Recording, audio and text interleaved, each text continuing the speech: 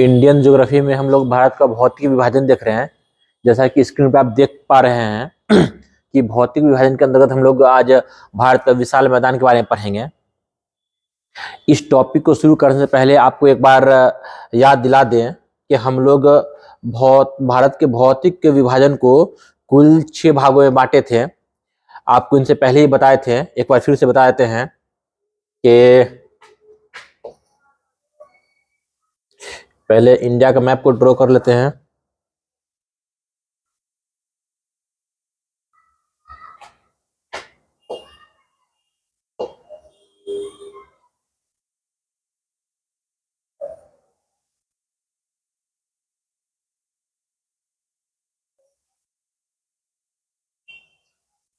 ये रहा इंडिया का मैप, ठीक है।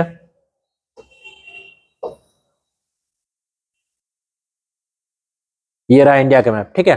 तो इंडिया के मैप को हम कुल 6 भौतिक भागों में बांटे थे। सबसे पहला कौन था? ये था हमारा हिमालय, ठीक है। ये हिमालय था। और फिर ये क्या है? ये आपको मैदान है जिसके बारे में आज हम लोग पढ़ेंगे। ये पूरा मैदान है जो देख पा रहे हैं आप। ये पाकिस्तान तक भी है, ये पूरा मैदान है। बांग्लादेश में भी है मैदान, क्योंकि सिंधु ब्रह्मपुत्र मैदान है ये। तो ये मैदान है। और फिर आप देख पा रहे होंगे कि ये जो है आपको पठार है। ये जो है आपको प्रायद्वीपीय पठार है इंडिया का। तीसरा विभाजन ये है, ठीक है। इसमें पश्चिमी घाट पूर्वी घाट दोनों आता है। इसका भी हम लोग क्लास लेंगे तो समझ में आएगा आपको। ये रहा पठार, ठीक है। और ये रहा आपको मरुस्थल। ये आपको क्या है? ये मरुस्थल है, ठीक है। यहां मरुस्थल है। तो कितना हुआ आपको? 1 2 3 4। और एक होगा यहाँ पे आपको, ये क्या बोलते हैं कि आइलैंड, यहां पर। और एक आइलैंड होगा यहाँ पर, अंडमान निकोबार। कितना हुआ? 5 हुआ, ठीक है। और एक हो गया आपको तटवर्ती मैदान। ये रहा तटवर्ती मैदान। ये पश्चिमी घाट में थोड़ा पतला है और पूर्वी घाट में थोड़ा सा चौड़ा है। ये हो गया तटवर्ती मैदान। तो इंडिया का ये क्या है? इंडिया का आपको ये भौतिक स्वरूप है। इंडिया को हम लोग कुल 6 भौतिक स्वरूप में बांटे थे, भौतिक भागों में बांटे थे, ठीक है। सब प्रायद्वीपीय भारत है ये सब। और ये मैदान है, ठीक है। तो भारत को हम कितने भौतिक स्वरूप में बांटे थे? 6। सबसे पहले ऊपर हिमालय, फिर कौन है? ये उत्तर भारत का मैदान, फिर प्रायद्वीपीय पठार तीसरा, चौथा मरुस्थल, पांचवा आइलैंड, छठा तटवर्ती मैदान। तो इनमें से हम लोग ये जो है पढ़ चुके हैं, हिमालय को पढ़ चुके हैं। आज जो हम लोग पढ़ेंगे ये मैदान को पढ़ेंगे। फिर नेक्स्ट क्लास आपके लिए जो हम लाएंगे वो आपको प्रायद्वीपीय पठार लाएंगे, फिर तटवर्ती मैदान लाएंगे। और ये जो है क्या बोलते हैं, ये सब एक क्लास में खत्म करेंगे, ठीक है। चलिए शुरू करते हैं हम लोग भारत का उत्तरी मैदान के बारे में। भारत का उत्तरी मैदान जो आपको यूपी, बिहार, पश्चिम बंगाल और उधर पंजाब के इलाके में फैला हुआ है। चलिए तो क्या कह रहा है? भारत की मुख्य भूमि के उत्तर में हिमाच्छिद शिखर, हिमानियों, गहरे गड्ढों एवं विस्तृत घाटियों से लेकर के मध्य में सिंधु, गंगा, ब्रह्मपुत्र के विशाल मैदान है जिसे उत्तर भारत का मैदान कहा था। कहने का मतलब यह है कि हिमालय के जस्ट नीचे ये रहा आपको हिमालय। ये रहा आपको हिमालय के जस्ट नीचे कौन है? ये हिमालय है। हिमालय के जस्ट नीचे कौन है? ठीक है। तो ये आपको भारत का उत्तरी मैदान है, हिमालय के जस्ट नीचे है, जस्ट दक्षिण में है, ठीक है। आगे बढ़ते हैं। इसे उत्तर भारत के विशाल मैदान के नाम से जाना जाता है। और इस मैदान का विस्तार कितना है? 3200 किलोमीटर है। 3200 किलोमीटर इस मैदान की लंबाई है। और आपको याद होगा कि हिमालय की लंबाई जो है वो लगभग 2500 किलोमीटर है और गंगा की लंबाई भी लगभग 2500 किलोमीटर है। तो ये हिमालय और गंगा से ज्यादा लंबा है। और चौड़ाई जो इसकी मैदान की 150 से लेकर के 300 तक है, जबकि हिमालय की जो चौड़ाई थी वो 150 से 400 तक थी। ठीक है, यह मैदान जलोढ़ अवसादों से निर्मित है। हल्का डीप में जाएंगे तो यहां जो बता रहा है हल्का डीप में जाएंगे तो आज जहां पर हिमालय है, आज जहां पर भारत का उत्तरी मैदान है, पहले वहां पे तेथिस सागर था, क्योंकि पहले पूरा कंटिनेंट एक ही था। ठीक है, जिसको हम लोग कहते थे पेंजिया। ये पेंजिया दो भाग में बटा, गोंडवाना, लॉरेशिया। ठीक है, और उसके बीच में एक सागर बन गया, वो तेथिस सागर। तो हम लोग जो आए हैं अफ्रीका के बगल से आए हैं, तो ये तेथिस सागर के ऊपर में ही हिमालय है और इसी के जस्ट बगल में जो है ये मैदान जो है वो भी तेथिस सागर के ऊपर में ही है। और जाके जब हिमालय का निर्माण हुआ था, यहाँ बहुत बड़ा खाई बन गया था। तो ये जो गंगा, ब्रह्मपुत्रा और सिंधु नदी जो है पहाड़ को, हिमालय को काट काट करके इस मैदान को भर दिया और इसको मैदान बना दिया, यही यहाँ कह रहा। और यहाँ पर जो है मैदान की जो गहराई है वो लगभग कितनी है, 2000 मीटर है, लगभग 2 किलोमीटर गहरी तक मैदान है। हालांकि गहरी उससे नीचे भी है, लेकिन जहां पर मिट्टी है जो मतलब कि वो मिट्टी आपको 2 किलोमीटर तक है, उसके बाद जो है कंकर पत्थर सब है। ठीक है, और क्या कह रहा है कि इन मैदान में उच्चावच अत्यंत सम है। ये चूंकि मैदान है तो भाई बराबर होगा, समतल होगा, ऊंचा कम और नीचा नहीं होगा, उबड़ खाबड़ नहीं होगा। एक तरह के अत्यंत क्या सम है। और कहीं कहीं भी इसकी ऊंचाई 204 मीटर से अधिक नहीं है, कहीं भी इसकी ऊंचाई जो है मैक्सिमम 204 है, उससे ज्यादा ऊंचा नहीं है। ठीक है, और क्या कह रहा है, अंबाला के पास की भूमि इस मैदान में जल विभाजक का काम करती है। जब आप लोग को नदी तंत्र पढ़ाएंगे तो नदी तंत्र में आप लोग पढ़ेंगे कि अंबाला क्या है, जल विभाजक क्षेत्र है। ठीक है, जैसे ये रहा आपको इंडिया, ये इंडिया है। ठीक है, ये इंडिया है।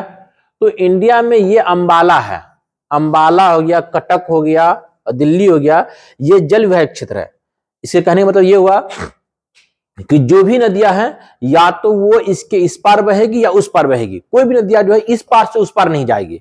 और जाहिर सी बात आप देखते होंगे यहां से जो सिंधु निकलती है वो यहाँ मतलब कि पाकिस्तान में जाके इधर अरब सागर में गिरती है। और इनकी जितनी भी सहायक नदियां है, चाहे वो झेलम हो, चाहे वो चिनाब हो, रावी हो, व्यास हो, इधर से आपको चाहे खुर्रम हो, चाहे वो श्योक हो, चाहे वो जास्कर हो और नुब्रा हो, जितनी भी नदियां हैं टोटल नदियां इधर ही बहती, इधर बहती है।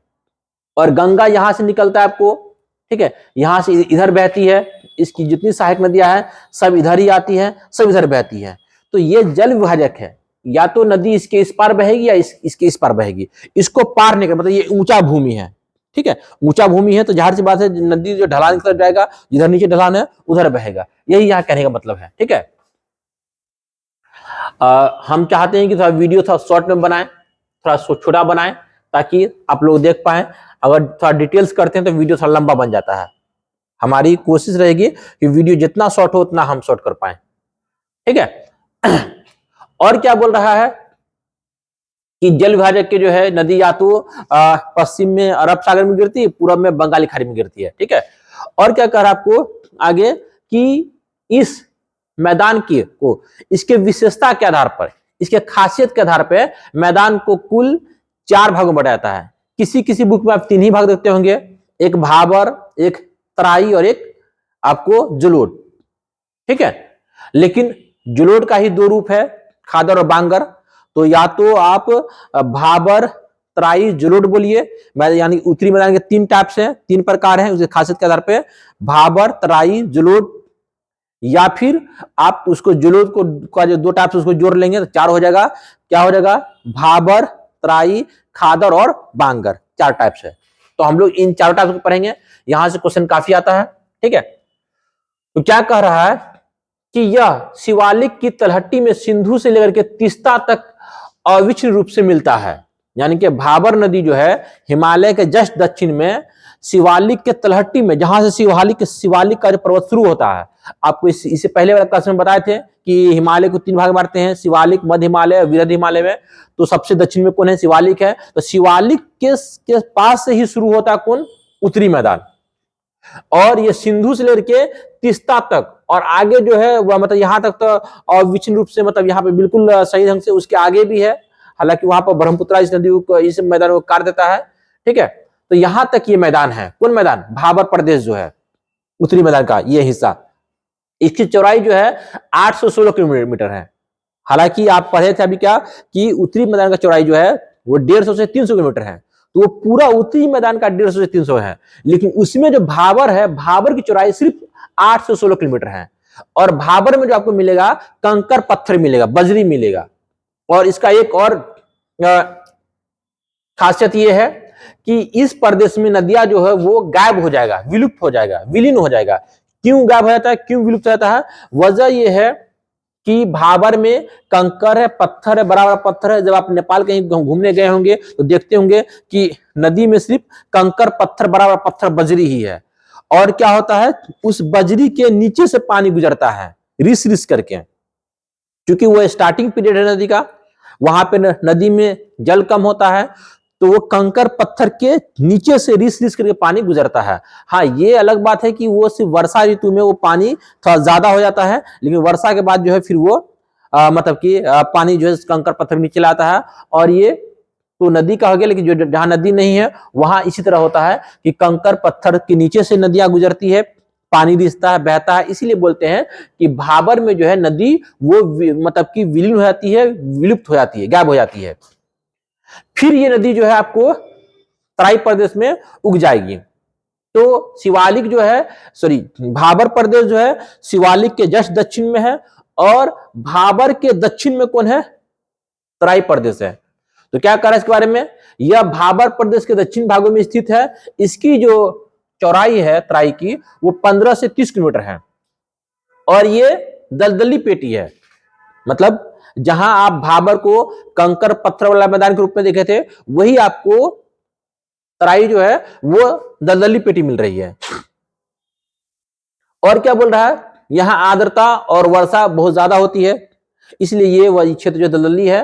भाबर प्रदेश की लुप्त नदियां, जो भाबर में लुप्त हो गया था, गायब हो गया था, वो फिर आपको तराई क्षेत्र में उग जाएगी। ठीक है, और इस क्षेत्र में इसकी जो नदी की जो वो चाल होती है वो धीमी होती है, क्योंकि ये बिल्कुल इस टाइप का मैदान है और दलदली मैदान है, यहां नदियां का स्पीड कम हो जाता है। ठीक है, और क्या कह रहा कि तराई प्रदेश में जैव विविधता बहुत ज्यादा होता है, मतलब यहां पर पेड़ पौधा घास के मैदान खूब मिलेगा। वहीं आपको भाबर में जो है आपको सपाट मैदान दिखेगा, क्योंकि वहां सिर्फ कंकर पत्थर है। चलिए आगे बढ़ते हैं। तो उत्तरी मैदान का हम लोग भाबर जो है एक टाइप से ये देख लिए हैं, तराई ये दूसरा टाइप से ये देख लिए। अब तीसरा में आते हैं हम लोग जलोढ़। तो यहाँ जलोढ़ नहीं करके जलोढ़ का दो टाइप जो है बांगर और खादर के बारे में दिया हुआ है, तो उसी को देखते हैं। आप 3 टाइप से बोल सकते हैं, 4 भी बोल सकते हैं। तो जलोढ़ मैदान के 2 टाइप्स हैं, एक बांगर, एक खादर। तो बांगर जो पुराना जलोढ़ मैदान है, जहां पहले सैलाब आया करता था, जहां पहले मतलब कि नदियां मिट्टी को डिपोजिट करती थी, वो हो गया आपको क्या? बांगर। खादर जो नया मैदान है, जहां आज भी सैलाब आता है, जहां आज भी नदियां जो है मिट्टी को डिपोजिट करता है, उसको क्या बोलते हैं? खादर। तो क्या करा, यह मैदानी भाग का वह उच्च भाग है जहां समांतर बाढ़ का पानी नहीं पहुंच पाता है। पहले पहुंचता था, पहले ये खादर ही रहा होगा, लेकिन बाद में क्या हुआ, ये बांगर बन गया, क्योंकि वहां मट्टी नदी जो है मट्टी को इतना निक्षेपित किया कि वो मैदान ऊंचा हो गया। अब वहां मैदान में सैलाब नहीं आता है। तो पुराने जलोढ़ से निर्मित बांगर प्रदेश में कंकर और रेत की अधिक मात्रा पाए जाते हैं। जहां इस प्रदेश में कंकर पत्थर के कारण असमतल व उच्च भूमि बन गई है, उसे स्थानीय नाम पे क्या बोलते हैं? भूर बोलते हैं।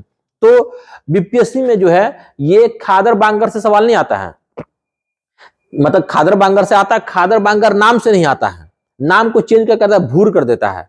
ठीक है, तो अगर आपको पूछ देगा कि भूर जो है वो कैसी मैदान है, किस टाइप की मैदान है, या फिर भूर को क्या बोलते हैं, तो भूर को क्या बोलते हैं? पुरानी जलोढ़ मैदान बोलते हैं, बांगर बोलते हैं। ये भी आप याद रखेंगे। ठीक है, अब आते हैं क्या, खादर में आते हैं। यह जो है नवीन जलोढ़ से निर्मित मृदा है, यहाँ बाढ़ प्राय हर वर्ष आता है, देखते होंगे, और बाढ़ मिट्टी भी आता है। इसका एग्जाम्पल आप ऐसे देख सकते हैं, जब आपके गांव घरों में जब सैलाब आता है और जब धान के फसल को डुबो देता है, जब सैलाब घसकता है कि धान के पत्ता जो है देते हैं वो गंदा हो जाता है, उस पर मिट्टी का परत जम जाता है, इसका मतलब है कि नदियां जो है वो गाद सिल्ट लाता है अपने साथ में। ठीक है, तो वो क्या करता है, गाद सिल्ट लाता है, इससे क्या होता है, ये मैदान बहुत उपजाऊ बन जाती है। ठीक है, अतः इस प्रदेश को कछारी प्रदेश या बाढ़ का मैदान भी कहते हैं। ये सवाल बीपीएससी पीसीएस में लगातार पूछा है कि कछारी मैदान किसको बोलते हैं। तो आपको कह रहे हैं कि खादर बांगर से इस नाम से सवाल नहीं आता, नाम चेंज करके आता, कछारी और भूर से आता है। जब आपको बोलेगा कि उत्तरी बिहार में कौन सी मिट्टी पाई जाती है, या गंगा के सैलाब वाला इलाका में, बाढ़ वाला इलाका में कौन सी मिट्टी पाई जाती है, तो आप क्या बोलेंगे, कछारी मिट्टी पाई जाती है। ठीक है, कछारी है। और खादर प्रदेश का ही विस्तार डेल्टा प्रदेश के रूप में हुआ है। उदाहरण के लिए गंगा ब्रह्मपुत्र जो है, मतलब खादर ही जो है, क्योंकि डेल्टा में भी क्या होता है, नदी मट्टी को डिपोजिट करते तब ना डेल्टा बनता है, डेल्टा तो नदी ही बनाता है। तो ये जो है खाद यानी कि डेल्टा जो है वो खादर प्रदेश का ही क्या विस्तारित रूप है या उसी का एक रूप है। ठीक है, अब है क्या कि ये जो हिमालय है, ये जो मैदान है पंजाब से लेकर असम तक है। आपको मालूम है पंजाब मतलब कहने का मतलब है कि सिर्फ इंडिया का पंजाब नहीं बल्कि पाकिस्तान का पंजाब भी, पाकिस्तान के पंजाब से लेकर के असम तक ये मैदान फैला हुआ है। ठीक है, इसकी संरचना जो है स्थानीय तौर पे भिन्न भिन्न है। जाहिर सी बात है, मैदान का जो है मिट्टी जो है हर जगह एक जैसा नहीं है, तभी तो 4 टाइप से बांटे थे मैदान को, हर जगह अलग अलग मिट्टी है। ठीक है, और क्या कह रहा है, पंजाब के पश्चिमी यह मैदान मुख्यतः बांगर से निर्मित है। पश्चिमी सब सिंधु प्रदेश जहां प्राचीन काल में आर्यों ने अपना पहला बस्ती बसाई थी, वहां क्या है, ये जो मैदान है वो पुरानी मिट्टी से बना हुआ है। ठीक है, जबकि इसके पूर्व में जो है ये जो मैदान है, क्योंकि पश्चिम हो गया आपको सिंधु का पश्चिम। ठीक है, तो सिंधु का पश्चिम जो हो गया आपको क्या, बांगर। सिंधु का पूरब जो हो गया, इंडिया साइड वाला जो हो गया, यहाँ बहुत सारी नदियां आती है, चेनाब, झेलम, ये रावी, सतलज, व्यास, ये सब में सैलाब भी आती है। तो ये आपको क्या हो गया, खादर वाला मैदान हो गया। ठीक है, तो ये कह रहा है। और इसमें क्या कह रहा गया आपको कि दो नदी के बीच के क्षेत्र को क्या बोलते हैं, दोआब बोलते हैं। अगर मान लीजिए दो नदी है, जैसे मान लीजिए चेनाब है, चेनाब और झेलम, इस दो नदी के क्षेत्र को क्या बोलेंगे, दोआब। दो नदी के बीच के जो क्या बोलते हैं, दोआब। इसीलिए जो पंजाब में जो है वो 5 नदियां हैं, झेलम है, चेनाब है, रावी है, व्यास है, सतलज है। इसीलिए इसका बोलते हैं पंच आब। 5 नदियों का जो समूह है उसका पंच आब। तो इसका नाम क्या हो गया, पंजाब हो गया। ठीक है, तो ये थोड़ा सा इसके अंदर का ये सब बहुत डीपली बात है कि दो नदी के बीच की जगह क्या बोलते हैं, ये सब उतना सवाल नहीं आता है। चेनाब और रावी के बीच का रेचना बोलते हैं। अगर बीपीएससी वाला ऐसा सवाल सेट करना शुरू कर देना तो बच्चा पगला जाएगा। बताइए कि चेनाब और रावी के बीच के मतलब कि जगह क्या बोलते हैं, रेचना बोलते हैं, रावी व्यास क्या बोलते हैं, बारी दोआब बोलते हैं। तो इस टाइप का सवाल जो है नहीं आता है, बहुत डीपली हो गया, बहुत अंदर का सवाल हो गया। ठीक है, तो इनको ध्यान में रखना, नहीं रखना है। इनसे पहले जो हम बताए थे वो सबको ध्यान में रखना है। तो इस तरह से हम लोग क्या किए, उत्तरी मैदान को कवर कर दिए बहुत शॉर्ट वीडियो में। इसी तरह से शॉर्ट वीडियो में हम तटीय मैदान को भी कवर करेंगे और जाके आइलैंड को भी कवर करेंगे जो द्वीप है, और भारतीय मरुस्थल को भी कवर करेंगे। लेकिन प्रायद्वीपीय पठार जो है उसमें थोड़ा टाइम लगेगा, क्योंकि उसमें बहुत सारा कंटेंट है। ठीक है, तो अब हम अगली वीडियो डालेंगे, वो आपको प्रायद्वीपीय पठार डालेंगे। ठीक है, तब तक के लिए विदा लेते हैं। और आप जो है चैनल को सब्सक्राइब कर लीजिए, लाइक कर दीजिए, ताकि हम और भी वीडियो इस पर डाल पाए। और आपको हम कह भी दिए हैं कि हम कंप्लीट ज्योग्राफी और कंप्लीट हिस्ट्री, कंप्लीट पॉलिटी इस चैनल पे आपको करवाएंगे हम। ठीक है, अगर आप मेरा ऑफलाइन बैच ज्वाइन करना चाहते हैं तो सीटेट एकेडमी अररिया पोशाक महल के ऊपर पे ये क्लास है, यहाँ आप ये क्लास को ज्वाइन कर सकते हैं। ये क्लास आज ही शुरू किए हैं। ठीक है, यहाँ पे आपको कुल 4 टीचर हैं। एक टीचर जो साइंस के हैं, एक टीचर जो ज्योग्राफी और के हिस्ट्री पढ़ाएंगे और करंट अफेयर वो हम पढ़ाएंगे, हिस्ट्री, ज्योग्राफी, करंट अफेयर्स। एक टीचर जो सिर्फ पॉलिटी पढ़ाएंगे, एक टीचर है वो मैथ रीजनिंग पढ़ाएंगे। तो कुल यहाँ 4 टीचर हैं, 4 टीचर का सब्जेक्ट बटा हुआ है। और हम लोग बेहतर ढंग से सिलेबस कवर करवाएंगे। कवर करवाने के बाद फिर हम प्रैक्टिस भी करवाएंगे आपको। ठीक है, क्योंकि हमारा मानना है सिर्फ सिलेबस कवर करने से कुछ नहीं होता है। सिलेबस तो 50% है, अगर सिलेबस हम कवर कर दें तो इसका मतलब कि आपके नॉलेज में वो 50% ही आया, जब तक हम प्रैक्टिस नहीं करवाएंगे तब तक वो 50% आपको नहीं होगा कवर। इसलिए हम कुछ क्वेश्चन जो है 15 गो ओटीएस का क्वेश्चन हम टाइप करवाने के लिए पटना भेजे हैं, फिर हम क्वेश्चन को कंटेंट को छांट रहे हैं, उसको हम अच्छा कंटेंट सब चूज कर रहे हैं जो जो वेटफुल हो, जहां से क्वेश्चन आता सवाल आता है उसको हम चूज कर रहे हैं, सिलेक्ट कर रहे हैं, फिर उसको जमा करके फिर हम वो क्वेश्चन को टाइपिंग करके फिर हम पटना लेके जाएंगे। ठीक है, वो क्वेश्चन बहुत बेहतर क्वेश्चन है। हम लोग को अगर कोर्स कंप्लीट करवाने के बाद क्वेश्चन अगर देख लेते हैं, समझिए कि हम लोग का बीपीएससी तैयारी हर हाल में निकल जाएगा। अरे इस बार तो ये जान लगा दिए हैं कि हर हाल में बीपीएससी तैयारी में एकदम 100% के लगभग रिजल्ट देंगे ही देंगे, चाहे जो भी हो जाए। इसके लिए हम पूरा टाइम दे रहे हैं, यहाँ पर बच्चों से पढ़ा भी रहे हैं, उसे सवाल भी कर रहे हैं, उससे इंटरव्यू ले रहे हैं, उसको होमवर्क दे रहे हैं, होमवर्क चेक कर रहे हैं, बारी बारी से सब काम कर रहे हैं। ठीक है, आप भी आइए, क्लास ज्वाइन कर सकते हैं।